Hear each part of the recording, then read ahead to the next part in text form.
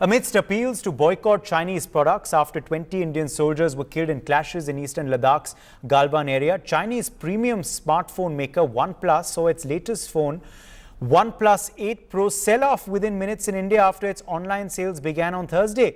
Although it's not unusual for OnePlus products to be sold off within minutes of their launch, there were speculations this time around that the Galwan incident would take the shine off the brand's latest offering.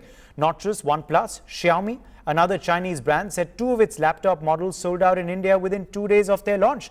Meanwhile, Realme India CEO Madhav Sheth has explicitly said Realme is an Indian startup. In a YouTube live, Sheth claimed that Realme is an Indian brand, though many say that contrary to Sheth's claims, Realme was a spin-off of Oppo and is headquartered in Shenzhen in China. The Wikipedia page of Realme shows that it's a Chinese smartphone manufacturer having BBK Electronics as its parent company that commenced its operations in 2018, beginning with India. Meanwhile, Boycott China chorus is gaining momentum across the nation. The Indian Olympic Association now is planning to ban its Chinese sponsors and products with heightened tensions between India and China. There are also reports that the BCCI has convened an IPL Governing Council meeting next week to relook at their Chinese sponsors as well. We're going to be looking at this now with a special panel. We have joining us live this evening, Dilip Cherian, founder of Perfect Relations and a brand guru. Bijon Mishra, consumer rights expert, will be joining us shortly. Sandeep Budki, founder and editor of the Mobile India, joins us as well. And Sumit Peer, political analyst, is live with us as well. Dilip Cherian, let me begin with you first. Now, there is, of course, a growing chorus across India of boycott Chinese products. But as these latest sale numbers of Xiaomi and OnePlus show, much talk, less action right now. Dilip, it's going to take a while before this anti-China sentiment actually pinches them economically as India wants.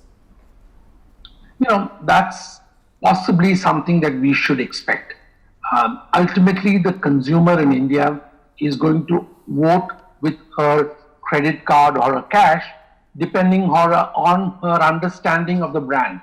If the brand has a convincing story, and if the CEO, for example, has been able to push the line that I'm an Indian startup, then the consumer is probably enticed enough by the strength of a brand not to respond as yet. Could it get worse? The chances are that there could be a reaction, but after enough drums have been beaten for loudly and for long enough. To expect that the retail customer is going to be your frontline warrior in this battle is unrealistic. And I think that most brands recognize this, and most brands will continue to hope that the consumer chooses based on their understanding of what the product is. What goes into the product actually is in the hands of government. And if you want to see real action, you will see it eventually when government decides to act on, say, component imports, on branding, on a whole bunch of things which government has control over. So, to my mind, that's the important thing to remember, that the action cannot begin at a retail level. Okay, that's an interesting point. So you're clearly saying that it's naive to put the burden on retail consumers and perhaps also celebrity brand ambassadors who are also being petitioned to disassociate from these brands. But these are all, to my mind, soft targets. The onus is you government. Publicity from it, but no reaction. The onus is government, you're saying. Government needs to take a firm call. Okay, let's take that to Sandeep then. Sandeep, you're of course, a journalist who covers technology. You're the founder and editor of the Mobile India. So I want to get your take now on this latest development that's taken place of, Xiaomi saying that their laptop sold out within 2 days of their launch, and of course OnePlus's latest phone also getting sold out in India. Is it going to be a while before this boycott China sentiment actually leads to credible action being taken against Chinese manufacturers? Okay, so as Dilip mentioned, the action will not be at the customer level. It has to be at some bigger level, and that to be led by the government thing. But before that, let me come to the two sales, what you mentioned about OnePlus sale, and the other one was the Xiaomi sale. Do we have the numbers, how many devices were sold? Because we also know another fact that the supply issue is a major issue, and OnePlus gets its devices from the Oppo factory, which is located in Noida, and it is not able to manufacture devices because this is the second time the delay has happened in the sales. So there is no shipment. So what's happening right now? A story has been released of the phone went onto the Flipkart or the Amazon, wherever it was, and within 10 seconds the devices were sold off. But how many devices? 10, 20, 1,000, 1 lakh devices, 2 lakh devices. Till date, most of the OEMs or the brands which are into consumer durables, be it laptop, TVs, whatnot, they never share the numbers of how many devices are going on sale. And most of the time, this is being used as a PR exercise, and I think Dilip can throw some more light onto it. Like, it's being used as a tool kind of a thing. Okay, we are sold out because that is the attention grabber. That becomes a headline and people say, oh wow, let me look into it. And after that, nothing major happens. Now, coming back to the device connect and everything, users right now, if we go by the user sentiments, because we are getting a lot of comments on the stories, whatever we are doing, maybe we are talking about Oppo launches so-and-so, Xiaomi launches so-and-so. My goodness, damn, why are you covering Chinese product? You should ban it and all those stuff. We are getting those comments on our stories. Okay. But we say, boss, we are in the news making thing. We have to just capture the news, what's happening. If you want to buy, that's your wish. If you don't want to buy, it's your wish. But there are a lot of people right now who actually want to buy out the Indian product. But what are the options we have got in the market? If you look at the 3 Indian brands in the market, which are right now, one is Micromax, the other one is Carbon, third one is Lava. Among all the 3 companies, Lava is the only one which has actually invested a significant amount of money into manufacturing and R&D. But they have not been able to market their products well, and they were not able to match the Chinese product because their focus was not Indian market. They were focusing more on the African and Russian market, where they were selling their phone. As far as Micromax is concerned, Micromax, by the way, like the story that we broke yesterday, that's the first time in their history that they have zero inventory left with them. Okay. And the primary reason for this is a lot of vendors in the market have collected their old stocks because they think that going forward, there will be the people might start going and buying the Micromax product because it's an Indian brand. But initially the products were not selling because the people didn't buy them for value for money proposition. And similarly, Carbon is also coming with a couple of products, but again, they are not going to match, say, the products which are available from Realme or Xiaomi. What about Realme? I want you to weigh in on Realme because there's a debate going on about that as well. Is Realme an Indian brand or is it a Chinese brand? Because, the CEO says that it's actually, an Indian offshoot of Oppo and it's an Indian startup. But Wikipedia and other websites say otherwise. So what's the real story, Sandeep? Perfect. So, how do you define a company is an Indian or a Chinese? If you go by the ROC filing or how the company is registered in India, if you go by that way, any company which is registered with the ROC in India is an Indian company because they establish in India, they pay the taxes to India. But if you look at the overall picture, we have to see what's the origin of the company. So we are not talking it's a made in India company. PepsiCo is an Indian company. PepsiCo India is an India company. Xiaomi India is an Indian company because they are listed in India. But now let's go back to the Realme thing. Realme was a part of Oppo when it started its journey, and they separated their ways and became an independent company in China first. In India, it continued to be a part of Oppo for a significant amount of time, and later on, somewhere in 2018 December, finally they became a separate entity. But right now, also all their phones are being procured from Oppo factory. So they don't have an independent kind of a thing, manufacturing thing. They are interconnected still. So now it comes to the question whether they are an Indian company or a Chinese company. On paper, Indian company, as per the government norms, as per the government regulations and the ROC thing, they are an Indian company. But at the end of the day, everything is being directed from China. So indirectly, they are, or maybe we can say directly, they are a company which has a headquarters in China. So directly, they're a company which is headquartered in China, and they take the direction from the BBK group. Okay. Not only OnePlus, but not only Realme, OnePlus, as well as Xiaomi. They are all headquartered. Their headquarters are in China. Okay, fair enough. So you've clearly decoded, that it's clearly not an Indian company per se, if we go by the ROC filings and, of course, where they're manufactured. Okay, I'll come back to Dilip Cherian to react to some of the points you wanted him to based on what you said in just a second. But Sumit P, let me draw you in here. Sumit, if these numbers are to be believed and the arguments being put forward by Sandeep and Dilip are to be believed, what about citizen involvement? You know, what about the Facebook groups, the WhatsApp messages that have been doing the rounds, the RWA, messages that have been doing the rounds, Sonam Wangchuk's appeal to boycott Chinese goods, is all of that mere talk, no action? You know, what's happened to those citizen appeals? It seems that was clearly for WhatsApp, that was clearly for TikTok, that was clearly for, social media. But nothing concrete is actually being done by consumers when they have a chance to. You see, Uday, thank you very much for having me on your show. The point number one is, Uday, whatever happened on 15th and 16th, we are just 4 days after that. 3 दिन हुए अब तक. We are in the 5th day of that, and that has changed the paradigm of India-China equation and relations and people-to-people connect at a conceptual level. If this, so boycott China and all, we've been talking on Newsx before and all, but what changed? After 15, after we lost those 20 brave hearts, the whole country is in anguish, and you will see the repercussions coming out in a matter of time. But if we expect, it's not a Bollywood movie ki 3 घंटे में फैसला हो जाएगा, within 3 days their sales will tank and everything will be wiped out. That is not going to happen. But there's a genuine anguish across the length and breadth of the country, because there were people from Telangana, Andhra, Punjab, Haryana and Bihar who got killed. And the fires were lit across the country. So there's anguish across the country, point number one. Point number two, what Sandeep rightly said, these people never declare the number. Is it 500 phones? Is it 10,000 phones? Is it 100,000 phones?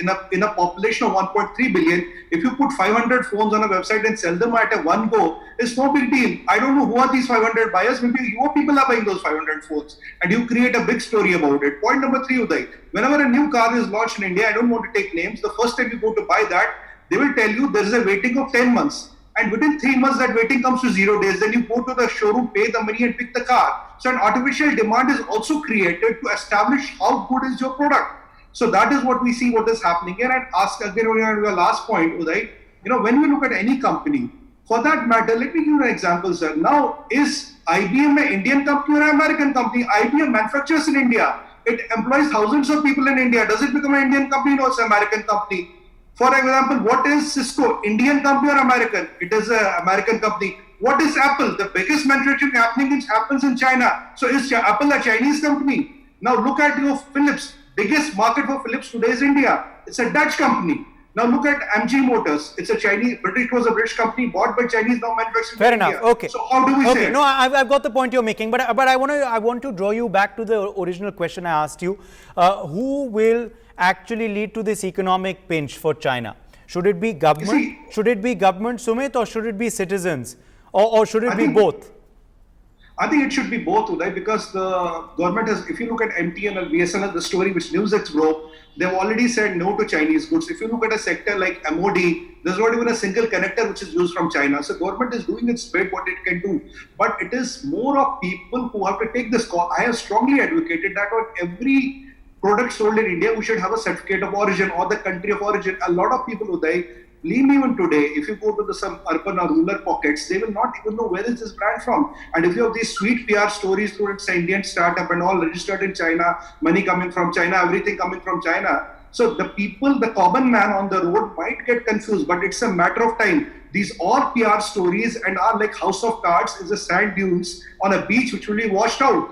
Because it's a genuine anguish. Everything has changed on 15th and 16th night. It's only 4 days, Uday. We'll have this debate after a month. You will see these numbers crashing. They will see them coming down like a house of cards. This is not sustained because people are genuinely angry. We have lost 20 of our men and they've been killed in discreet. It was treachery which was committed on them. They did not die fighting, Uday, and they did not die from themselves. They did not die from your family. For their families, they died for you and me, for you and my family, for the millions of people who are watching this broadcast. They all died for us, and we are going to remember this. And people like you are doing a fantastic job about the awareness. Let's blast these PR stories. Let's build, dismantle these sand dunes. Okay, let me get in Dilip Cherian at this point. Dilip Cherian, there's a need for both citizens and government to come together. And more action is needed by people, says Sumit Peer. How do you react to that point? And also, of course, you can react to what Sandeep said earlier. Both Sumit and Sandeep have alluded to the fact that numbers and sentiment need to be separated. And it is right that there is a seething anger in India. There is also growing support for the army. Please understand the distinction I'm making. People to people trust has been broken. It is not going to be easy to repair that. I am only contending that let us watch and see how this build-up of, of the pushback to China starts and where it starts. I'm saying that it is unfair to expect it to happen because hearts are hurt. It's going to happen only if there are duties, if there are norms, what Sumit talked about, certificates of origin, what Sandeep talked about someone who goes behind the veil of the ROC. If you're going to allow people to run away with stories which have no meaning, then it's not just PR which is doing the job, it is some official, some government body which is not blowing the whistle. My expectation is that just like armies, there are designated authorities who have to weigh in on this. If they weigh in, raise duties on components that are coming in, that's when you will see real change happening. It will not happen if they play one game. It is like what happened when booze shops were shut down during the lockdown. Okay, when you opened because there was a screaming call for more duty and revenue, then people broke all norms simply because government wasn't able to walk the fine line between the need for revenue and the need to have social distancing. My point is very simple, that in an issue like this, the first mover has to be government. Government has to indicate that this is not going to be tolerated, that we are not going to allow Chinese consumer goods to come smoothly into India. The Americans know how to do it. The Russians know how to do it. There are all kinds of ways to ensure that there is no easy passage for this kind of thing. And if that does not happen, my expectation is that relying on sentiment alone is not going to do the trick. Sandeep, is that something you're in agreement with as well? Our government needs to come in to assist, obviously, Indian manufacturers to be part of these global supply chains, so that we, we play our hand in stopping companies going to China for their outsourcing of manufacturing and components and whatnot, components procurement and whatnot. And also, as you were saying, Sandeep, earlier, that Indian market needs to expand. We need to obviously have big mobile giants, big laptop giants, other big giants to take on these Chinese companies. Then only will consumers switch. Otherwise, it's unfair to expect them to. Right. Dilip has hit the nail on the head. And let me add to it. Okay, let's go back in the history. Mahatma Gandhi called for boycott the Western clothes. But do you know why it was successful? Because we had the alternative in India. We had the khadi in India, we had the cotton in India, we could produce the clothes on our own. That's why we could boycott the Chinese product in totality. But in current scenario, do we have the alternatives ready with us? We don't have. For example, if tomorrow 50% of the phones go dead in India and there are no spare parts, we will be going back to the 2G era, for which we spent crores of rupees on procuring the spectrum and then putting up the infrastructure cost. That's one aspect of it. And what Dilip said about the policy matters, that's 100% right. Because if you look at who are the three manufacturing giants in the world, one is China, the other one is South Korea, and the third one is Taiwan. We have got a relationship and agreements with South Korea, especially with Samsung, already in place. But what about Taiwan? Taiwan is a friendly country with us, and we have been negotiating with them for a long time, and everything is got stuck at the policy level, framework level. Otherwise, if they had because come we to are India, afraid of China. Right, and if Taiwan was in India, Taiwan has the biggest SOC development, or what we call fab unit factory in the world. TMC is the number one in the world. If they had come to India, we would have been manufacturing what we say chipsets in India. The world's one of the best displays are produced by Samsung. Okay, we do have a relationship with Samsung and South Korea. But what about the other things? There are a lot of companies in Korea which are into display battery manufacturing. Right now, if you look at the India, in the battery department, we are manufacturing batteries, but we are manufacturing battery packs. We are still importing the battery that's a fair cells, point. which are the major components. That's a fair point. And also, perhaps big bodies also need to act now. So we're learning that the Indian Olympic Association is looking at disassociating itself from Chinese sponsors. That's a good. That's a tick mark there, because that's a big grouping. That's a big organization. And if they disassociate themselves from Chinese sponsors, then China will feel the pinch.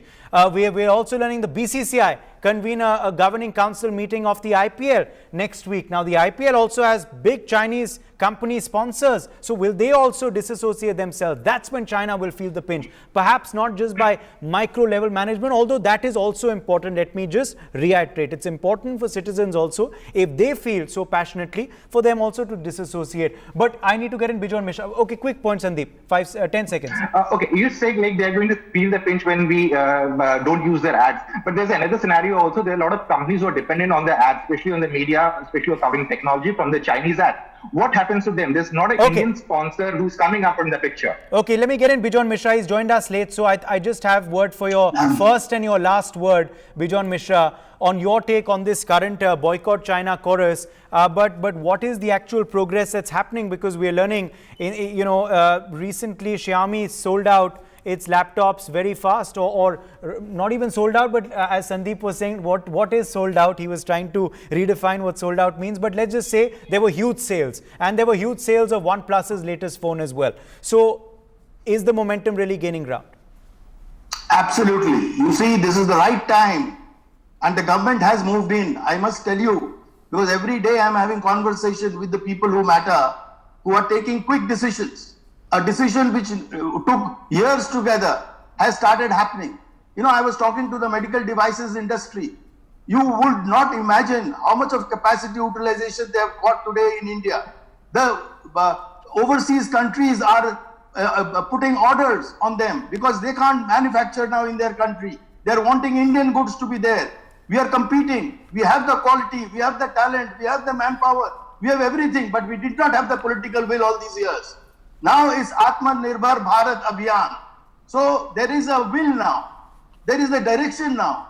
There is the consumers, take now. Now the consumers know it's not only cheap, we need quality. An 8th class student today asked me in one of the webinar, she is saying those kits which were imported from China, who is going to recover that money which we paid to them? How we are going to recover that money? So our laws are all outdated. We need to bring modern laws in our country. We need to bring legislations in our country which will protect our industry, which will protect our entrepreneur, which will ensure that we are able to grow in a manner which needs to be done.